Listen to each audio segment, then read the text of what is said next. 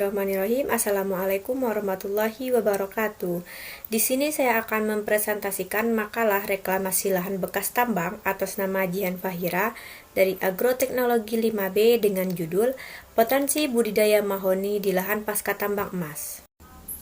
Yang pertama ada pendahuluan yang melatar belakangi, yaitu penambangan emas ilegal atau penambangan emas tanpa izin peti merupakan aktivitas perorangan maupun sekelompok orang atau perusahaan usaha pertambangan tanpa adanya izin dari pemerintah pusat. Peti ini sendiri merupakan salah satu ancaman yang serius bagi pencemaran lingkungan dalam kehidupan masyarakat. Hal ini dikarenakan limbah yang dihasilkan mengandung bahan beracun dan berbahaya, salah satunya limbah jenis merkuri. Salah satu upaya yang dapat dilakukan untuk mengurangi cemaran limbah merkuri tersebut dengan cara fitroremediasi. Salah satu jenis tanaman yang berpotensi untuk ditanam di daerah ekstrim seperti lahan pasca tambang yaitu tanaman mahoni, yang mana memiliki keunggulan antara lain dapat beradaptasi pada kondisi tanah dan iklim yang beragam sifatnya. Tumbuhan ini juga dapat berfungsi untuk fitroremediasi lahan kritis, penghijauan dan memperbaiki kondisi kimia tanah atau mengurangi kadar logam di dalam tanah.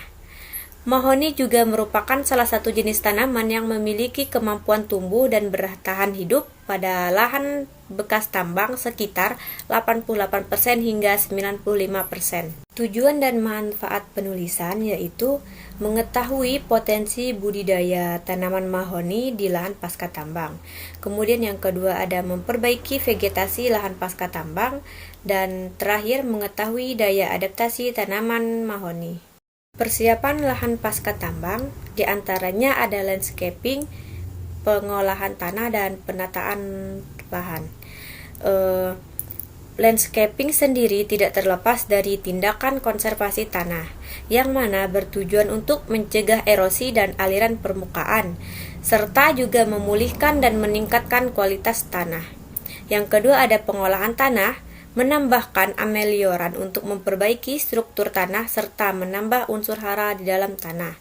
Kemudian yang terakhir ada penataan lahan, meliputi upaya perataan lahan bekas tambang berupa landscape yang tidak beraturan, penutupan kolong berukuran kecil, dan pembuatan saluran drainase. Persiapan bahan tanam. Bahan tanam yang didapatkan dari bibit tanaman mahoni yang telah berumur 1 bulan ditanam pada polybag sesuai perlakuan. Masing-masing polybag berisi satu tanaman yang memiliki jumlah daun dan tinggi tanaman yang relatif homogen. Selanjutnya diletakkan di dalam greenhouse sesuai bedengan desain penelitian yang ditentukan secara acak.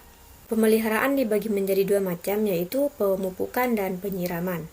Pemupukan dasar menggunakan pupuk urea, SP36 dan KCl dengan dosis masing-masing pupuk sesuai dengan perlakuan tanaman mahoni.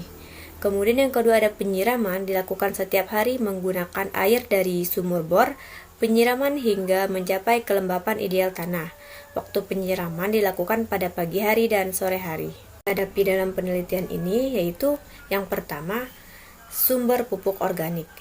Ketersediaan sumber pupuk organik di lahan pasca tambang sangat terbatas. Rendahnya sumber pupuk organik tersebut menyebabkan suksesi alami. Kemudian yang kedua ada status kesuburan tanah. Karakterisasi lahan bekas tambang menunjukkan bahwa lahan bekas tambang yang memiliki tekstur pasir dan tingkat kesuburan tanah yang tergolong rendah. Dan yang terakhir ada biaya. Lahan bekas tambang dengan landscape yang tidak beraturan harus diratakan dengan menggunakan alat berat sehingga membutuhkan biaya yang lebih. Hanya ini yang dapat saya sampaikan. Apabila ada kekurangan dan kesalahan, saya mohon maaf. Akhir kata, wabillahi taufiq wal hidayah. Wassalamualaikum warahmatullahi wabarakatuh.